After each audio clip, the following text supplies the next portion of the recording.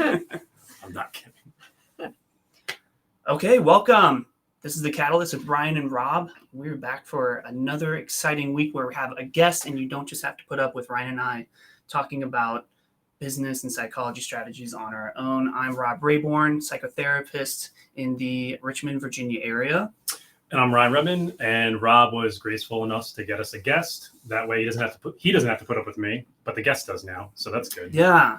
I don't know what I signed up for here today, guys. Neither do we, and we'll figure that out. So today we have Katie Zackerly with us. She runs Integrity Home Mortgage in the Midlothian area, and we're very excited to hear her story about starting up this area of the franchise and how it all came to be, and perhaps even a little bit of like what the future vision is for herself. So we hope that people listening today will be able to pay attention to what it is about Katie's story that inspires them to perhaps take a step out, take a leap, and explore their catalyst. And I'll also say, and Katie, I'm just telling you ahead of time so you're prepared. I'd love to hear about kind of your insight of the mortgage industry, the housing market right now, and just kind of what you're seeing. Because I know a lot of people are interested about that right now. And also wrap up with kind of, what you're looking for and people who can contact you. That sounds great. Yeah. I'm honored to be here, and it'll be fun. I'm really nerdy and geeky about this stuff. And if you had told even college age Katie that she would grow up to do mortgages, she would have cried. So, well, let's talk about that. I want to talk about college age Katie. Yeah. Who was this? What was she studying? What was she into? What did she think was like coming down the pike? Oh my gosh. That's always a fun story. So I'm kind of excited to tell you personally. I was an English, Latin, and Greek major. That's very trifecta, huh? That is very nerdy. I have a very interesting degree. I call it my conversation degree. I am deeply intriguing outside of this. I need to lift myself a little there. But no, in reality, I went to UVA and I didn't do a lot of prep for that, meaning I didn't say, I want to do this thing. What school matches with that? I said, I want to work in nonprofit. I want to do good in the world. I want to change people's lives, and I'll do PR for nonprofits. That's what I ought to do. I was also kind of informed from smallness that I was going to UVA as a, Virginia person. Kid, your parents? Oh, yeah. Neither of my parents went to college, completed college. But my mom was like, you're going. She says, you had a choice. Not really. No, you've been telling me since I was 4. Yeah. Yes. And I don't regret it, but their PR program is journalism. So their communications and all that such. So I was like, this is not what I meant to do. So I just kind of studied what was interesting to me. Okay. And actually struggled in the financial math class, which looking back is really funny because I do all of that math every day. Yeah. How ironic. Yes. Katie, what was some of the first career moves after graduation from UVA? Well, I think we all like to think that we can have a plan and that you don't know what you're doing at 19 or 18 going to college. Well, 21. And even I don't. Yeah. I don't know what I'm doing now. Yeah. Look at us. Yeah. Still figuring it out. Every day. And I think you have to get comfortable with that no day is the same and it's not how you planned it. But me, I really tried to make that nonprofit thing happen. And I got a call like 2 days before graduation from a large nonprofit that is not to be named, where they sounded so disgruntled that they had to call and make an offer to me. And they said, well, we need you to be here in 2 days and you start on Monday and blah, blah, blah, blah. And this is up in Boston. So they're pumped. Yes, pumped to have you on board. So thrilled. They're like, "Look, come on, Virginia girl. Yeah, come on up here." And I was like, "I'm not going to do that." Use her name. I'm going to Virginia girl. Exactly. We're getting one from every state. Just come on up. They basically wanted me to move out and look up there on my graduation weekend. And I don't know, Lord. I was an absolute nerd. I really believed that you had to get, I know. Currently. I believed I had to get straight A's in college because that makes some kind of logical sense. For the record, no one out there in the world ever looks at your GPA in college in a job that is not directly related to what you're studying. Absolutely. Yes. So freedom for all of you out there who worried about that. Yeah. So about that time, though, my father had a major stroke. Interesting. And I moved home because I thought I would be estate planning. Yep. You were in Boston at the time, right? No. Where were you now? I was in Virginia. I was still at college. Okay. like graduating. So Oh. I didn't have a job lined up, and I just kind of moved home because I was the closest kid, Yeah. you know, the one in the best transitional state. And, you know, by the grace of God, he's great. And you wouldn't know that Right. he'd had this stroke. But it was kind of one of those, well, I'm back in my small hometown. What do I do with my time? Well, I did the restauranting thing, and you don't usually make a career out of that. Yep. And what do you do in the small town? You go work for the bank. Yeah. And so that's what I did for years. I there was a small period where I moved back to Charlottesville, came back, but whatever. It was all mostly banking. And Okay. I ended up, do you have time for a really stupid conversation? That's actually all I have time yeah. for. We I'm- make time for that. Excellent. When I was in Warrenton, I ended up as sort of an interim branch manager, and I am like 24 at the time. And I'm at a networking group sitting across from someone who's exiting the treasurer position. And as we're talking about what we do, he's also a bank guy. And I will be on my deathbed, lying Oh, Lord. in the twilight, thinking of this Oh, no. ridiculous conversation. He says, Katie, your heart matches our heart at Middleburg Bank. You It's the nicest thing a should bank come guy's with-" ever I said. know. Well, and we'll get Wow. into that, but I mean, I really have felt that the greatest good I've ever done was not when I worked in nonprofit, was not when I worked in anything else, was when I worked in finance, helping people figure this stuff out. Sure. So back to Sam Adams and your heart matches our heart. I said, that is so corny that actually works on me. Yeah. And, Nailed it. It's like pickup yes. lines at a bar. I mean, I Oh, was that really worked. impressed. It would have worked. But Yeah. I said, you know, I'm actually getting married. I'm moving to Richmond. And he said, great. We want to start banks in Richmond. Why don't you do it? And He knew all this ahead of time. there we go. Divine providence, what have you. Yeah. So I ended up interviewing for that and moving here and starting the branches and growing teams, hiring people. And I don't know. I look at the founding fathers and I'm like, they were 17, 18, maybe early 20s when they made life altering, country decisions. And here I am like 24, 25 going, I don't know what I'm doing. How can I supervise Mhm. people? And sorry, sound effects required. We can amplify that. After. Yeah. What have I gotten myself into today? Well, that should be a clip into our intro here. That's Oh. actually gonna be the Yeah. beginning of every show we do. What have I gotten myself into today? Oh, little did you That's a know. good clip. It's a really long story of stuff to get into finance. And then I ultimately, man, they're in for it. And then at some point, managing the bank, I had an opportunity to go to Africa and compete in a 3-day endurance horse race as part of the first American team to do We something take a like few that. steps back here Yeah. and just understand the horse. How did this Oh, happen? Okay. Well, Let's hit a pause on the business this thing first. I don't know. I'm like, we have such limited time. So life is interesting. God is good. I was really loving the bank, but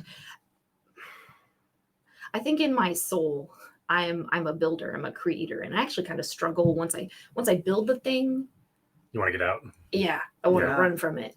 And so I built all Yeah. these things, and I don't know how to sustain when I'm there. Or I didn't at the time. Right. Sure, sure. And I was trying to figure out how to grow, how to build. I was asking for salary increases, all these different things. And that bank, which is a wonderful place and no longer exists, was like, you would be paid more than a lot of other people that work in bigger areas or manage more people. And I'm like, I don't care.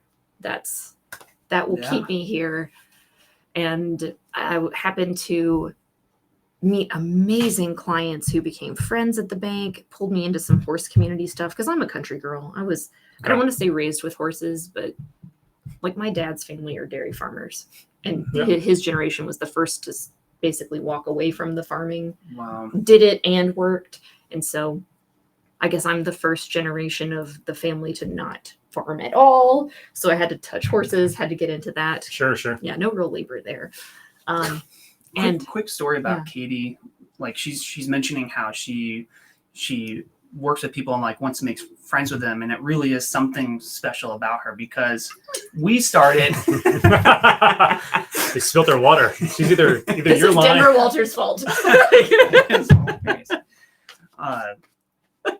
We accept party. I'm gonna have to fouls spill here on the coffee on podcast. myself in a second. I Just just- make her feel For comfortable. the record, Yeah. I spilled water all over myself while Rob was talking.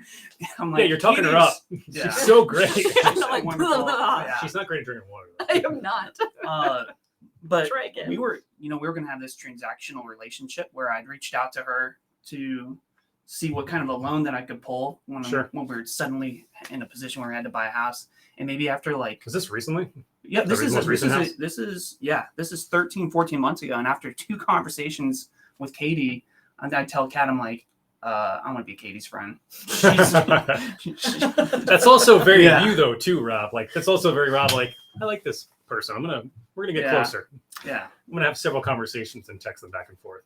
Well, while that is true, I don't want to take away from like there's something Yes.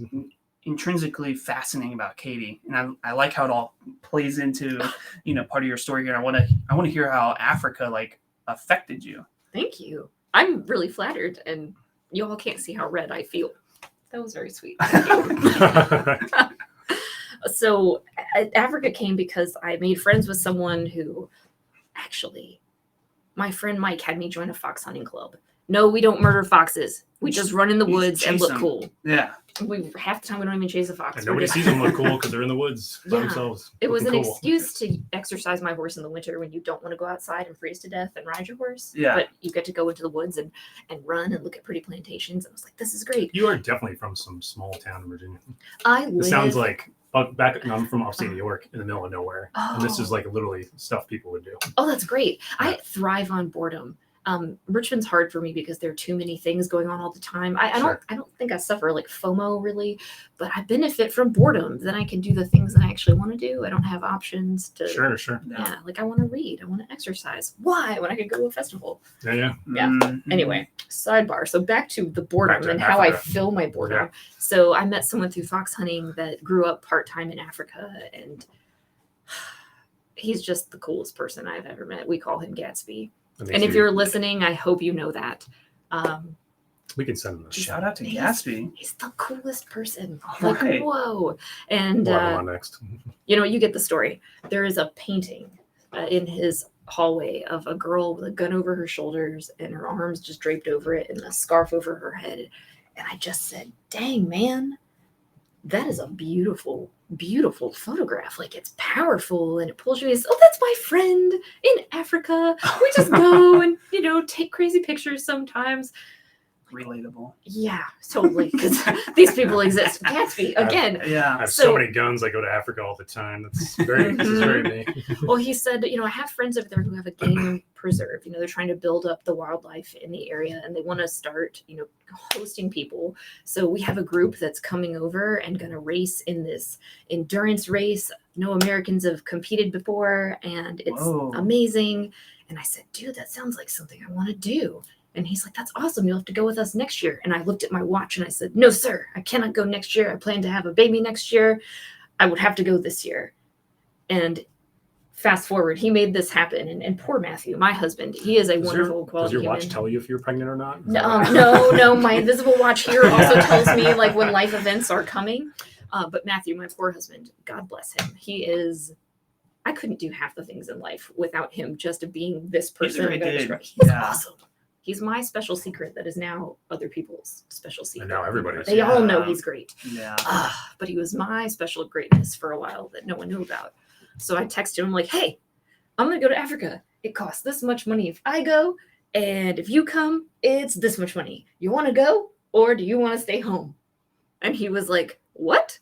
Like any human being would have said that. Yeah. Like, what the hell are And you then talking he was Yeah. like, I just asked, what do you need from public? so he's like, of course I'm coming, but I need the story when you get home.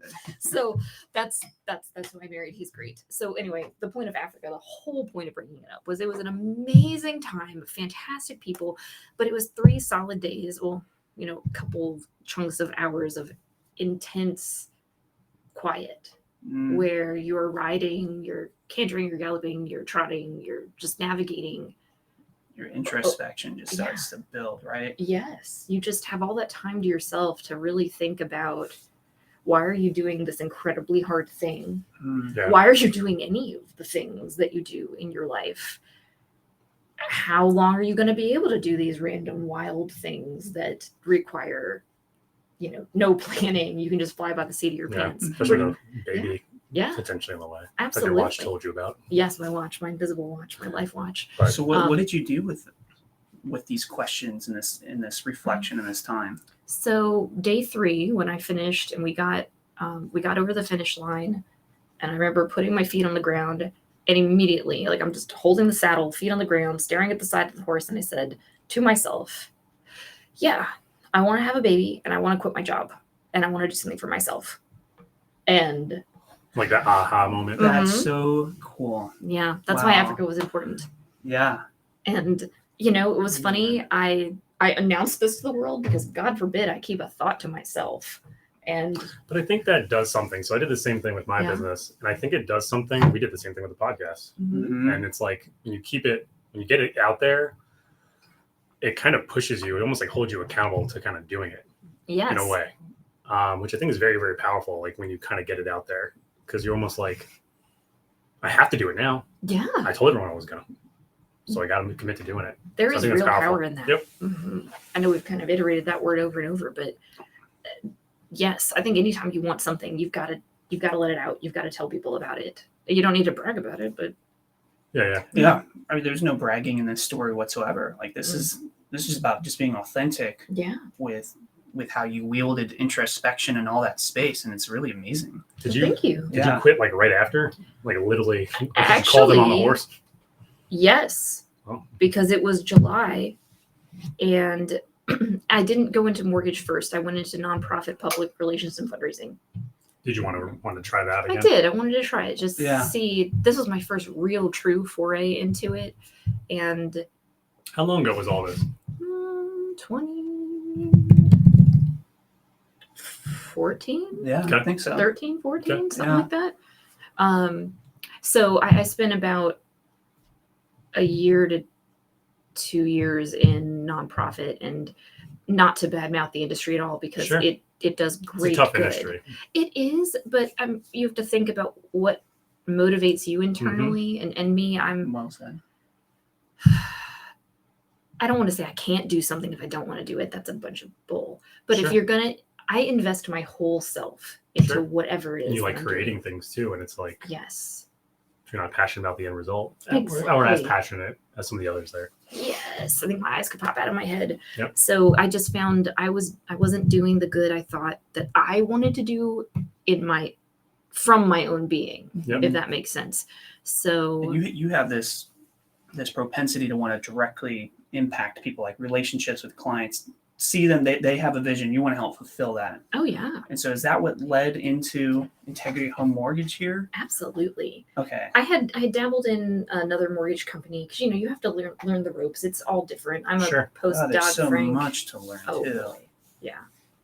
I'm So assuming you're better at math at this time. significantly, Yeah. significantly better, and excited by it, which again goes back to Yeah. the old Katie, college Katie would be like, "What? Yeah. You're not a philosopher." So yeah. Betrayer. But that is what it's all about. I got into integrity because the CEO is a phenomenal human, Sure. and I'm wearing a Captain America shirt for you guys today. You can't see it, but I'm drawn to that character and that moral compass in any and all things. Oh, Sure. yeah. So I thought, here I am working for a company called Integrity Home Mortgage, Sure. where, the base qualification to work here is you have to be a solid human being Yep. who's going to look out for other people. And so I was effectively building my own business from scratch, Sure. building relationships with clients and business partners. And for me, it's all about understanding your individual goal Mhm. as a home buyer. It'd be that investment, primary residence, a second home, whatever you need Sure. to do. Do you remember your first like official clients that you helped where you're like nailed it? I definitely have some stories where I look at that and I think that is why God put me in this type of job and role. A woman lost her husband, and the family was fighting over the house, so she actually wasn't able to make the mortgage payments because the other family members were like, we're gonna take this. In our situation, we made a plan. I helped her navigate the process where the mortgage company that held her loan was going to sell it, in an auction on the steps of the courthouse Oh my gosh. in a week from when we, got that figured out and closed. So I saved her a crap ton of money, saved her from losing her house where she That's was awesome. still raising her kids. I mean, that kind of stuff is Yeah. powerful. Or, I mean, it is wonderful to work with anyone and see that they've worked hard and here they Yep. can have something that is going to empower them or help them build wealth or take the next steps. But it's those stories where I have worked with people and coached them from their credit woes to stable financial, I don't want to call it planning, but management. And then we've given them like single mothers with 3 kids Yep. or Yeah, I would assume that probably like the general populace doesn't realize how impactful and powerful and helpful mortgage lending and private mortgage lending really can be. Like you really do become part of someone else's story, and Yeah. there really is But I don't some think- amazing intervention here. But I don't think everyone handles it that way in the industry either. I think some people are more transactional with it, More, or you are yeah. not. More of the shark types. Yeah. and- yeah. So there's a lot of prospecting with what you were doing, right? Like Oh, you had tons. to, like you weren't in the bank anymore with people coming to you. You had to find business. So like we always talk about here at the Catalyst, it's a lot about that first year can be very, very rough. So walk us through that. oh man. And we have a little bit of time. but Okay. Yeah. Walk us through just kind of like some of the struggles and what you learned through that first year or so. Maybe cap it off like if you could look back at like maybe the Yeah. 2014 Sure. era, like what advice do you wish you could throw back to your past self that maybe other listeners might glean from as well? So I guess I would be okay knowing that you don't know everything. Yeah. But then put in the work to learn it. Become an expert in whatever it is that you want to do. I also want to share that your family and friends are not the place to start. You need to be thinking about what an ideal partner looks like to you, and because that's what you need in the business are partners, people that think of you, that keep you top of mind, Yep. and build. Like referral partners, Absolutely. going to send you business. Yep. Yeah. And they don't So always look important. like, in my case, that's usually realtors or financial planners or accountants, but it goes beyond that. I work a lot in divorce because that's a very sensitive topic and people need some handholding. Sure. Yeah. So you just think about those and don't focus on your family and friends because your family and friends know you. Like they know you. Mhm. They don't Yep. know professional you. They know you. Show them you're an expert. Show them that you can learn what you're doing and fall on your face with other people. I hate Yep. to say it like that. No, but, yeah. because those relationships, those interactions, you can build off of that and continue to grow. It's harder to come back from falling on And- your face with people you know very closely. Yeah. No, it's very, very hard. That's great advice. I think with prospecting in general, like look at that. It's always, if I can get a bunch of good referral partners to Mhm. send me business, that's much more profitable too, versus like just trying to find onesie Mhm. twosies here and there Yeah. for your business. And I found being genuinely authentic Yep. made a tremendous difference. Yourself. Absolutely. Well, you Mhm. come in and you tell people what you're doing.